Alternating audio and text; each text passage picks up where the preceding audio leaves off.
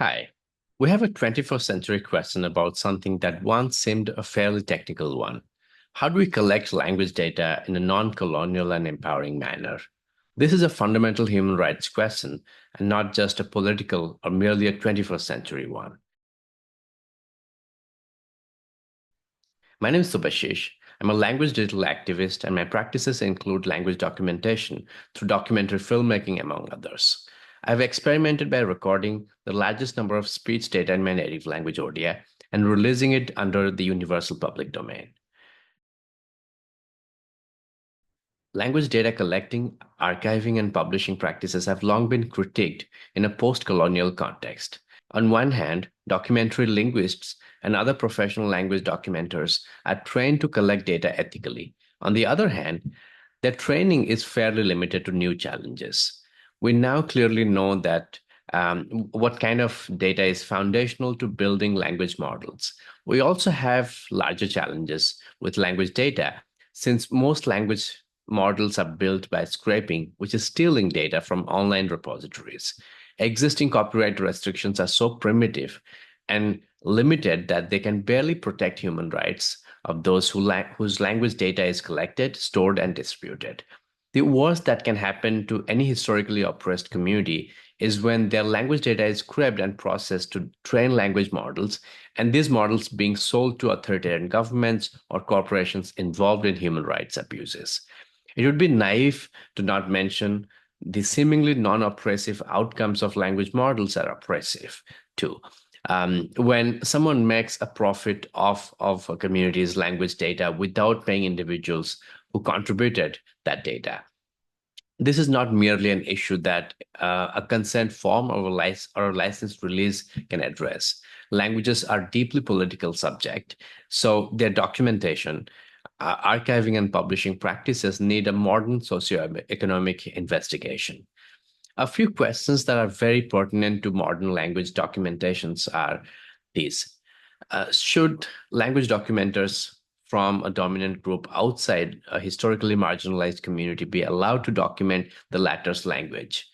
How do documenters inform communities about the potential use or abuse of data they collect? How can these documenters collect data? And what practices must they follow to keep the language data fully accessible to the community for posterity, while ensuring attribution and remuneration when such models are commercially used? What safeguards should exist to prevent the use of language models built using historically marginalized communities' data for any form of human rights abuse? Let's look at the second and the third questions first. How do documenters inform communities about potential use or abuse of data they collect? Since community-based documenters might be activists without formal training in a language documentation, we need more simple language technical resources for them. They are generally aware of their communities, but can always use a checklist to inform the people from whom they collect the data properly. Transcribed audio and video data have the potential for future language model training. Hence, it's imperative to discuss this aspect with the community contributors. There are various practical challenges, but not discussing the potential use cases of language data is not an option. For those documenters outside of the community, the checklist is much longer. They need to self-evaluate their own socioeconomic and ethnic background. They might belong to an oppressor group. They must disclose their full identity and socioeconomic background to their contributors. Many documenters do not speak the contributor's language and need a translator's help. They need to design a process of informing their contributors through their translator. Indigenous and other minoritized language speakers are often very aware of the systemic oppression they have suffered. The documenter has to study the community's socioeconomic history, connect the dots to self-inform, and then draw a straight line between language data and such historical contexts. Now, let's look at the third question. How do these documenters collect data, and what must they practice to ensure to keep the language data fully accessible to the community for posterity, while ensuring attribution and remuneration when such models are commercially used? This is the year of elections, with elections in 64 countries. We have seen a surge in multilingual political campaigns, including mis and disinformation spread as audio and video on social media.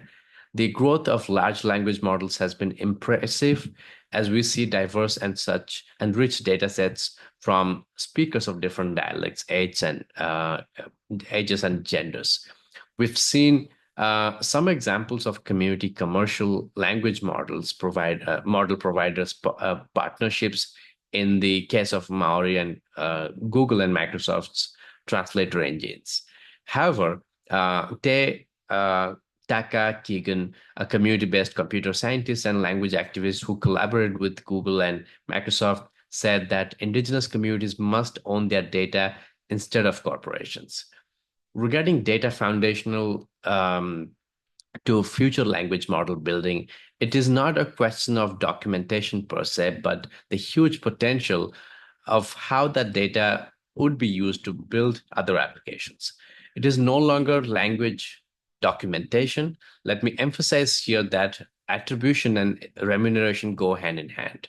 From a labor ethics standpoint, community members must be given credit and paid progressively if their data is commodified. It is more like royalty for books. Both attribution and progressive royalty-based remuneration are currently absent in large language model creations. We've seen corporations abusing volunteer labor while building language models using Wikipedia articles or Stack Overflow, Quora, or Reddit discussions, or paying below minimum wage while acquiring data. The early 2000s indicated the growth of online language data crowdsourcing platforms. However, we need to consider now how user contributions are well attributed and remunerated. That brings me to the fourth question. What safeguards should exist to prevent language models built using historically marginalized communities' data for any form of human rights abuse? Data collectors' priorities do not often match with community priorities. Documenters commissioned to collect data are intermediaries, and their work is fairly limited in many places. Because of the ad hoc nature of their work, they always have the luxury of negotiating well with the data collecting institutions in favor of the communities. They also collect more data than required. On the other hand, community members are either unpaid volunteers or paid less than average market wages with no clear idea how their contributor data will be used. For all data that might be commodified in the future, they need to be fully informed about certain areas. First, the data they will contribute forms the building blocks of blocks for speech recognition, machine translation, and generative AI technologies, and will generate significant revenue for for-profit entities. Here, we need to consider that universities receive for-profit grants for research, and their findings are often used for future commodification of data. Researchers need to educate such for-profits about potential use cases, even though they do not have full control beyond their documentation. Documenters must learn for themselves and disclose to communities the risks and advantages of using foundational language data. Community members, especially those without adequate technological knowledge, might need simplification. There will be loss in translation while informing them in the form of documentation. This is a tough balance, and it's absolutely needed at the same time. However, they often know their rights and choices and can decide before contributing. Third and last, since the for-profits behind language models have the real responsibility, the documenters are intermediaries. As intermediaries could include detailed internal memos about historical oppressions the target language communities have endured and who can potentially oppress them more. Tech companies do not often invest in building internal knowledge for human rights abuse. They only take steps to repair their reputation when their technologies lead to gross rights abuses. We are at a point where researchers must carefully alert any potential social injustice to AI and machine learning for profits. All these practice reforms will not be uniform. Many for-profits will not take precautionary steps, especially those that would adversely impact their revenue generation. Such practices will also obviously reduce community participation, diversification, and data volume. But data minimization is also key to large scale human rights abuses. Let's look at the first question now. Should language documenters from a dominant group outside of a historically marginalized community be allowed to document the latter's language? This is almost an existential question. We need more capacity building pathways to help language community activists document their languages. Data sovereignty is possible when more community members are involved in language documentation and subsequent technological deployment. Obviously will have documenters outside of language communities documenting languages that they don't speak. Most indigenous and other minoritized language communities have suffered historical oppression, erasure, and repression. Technology can be empowering when owned by communities. New Zealand's Stay Haiku Media is a great example of community-based language data collection, processing, and language model building. Financial, technological, and other practical challenges obstruct many low and medium resource language communities from having that kind of control over their language data. Resistance against language data related abuses is a long term struggle. However, researchers and other scientific practitioners must not distance themselves from the assumption that scientific scholarship is apolitical. This is one of the biggest blunders of this century to abstract science and technology from society and economics, despite their direct and deep correlation.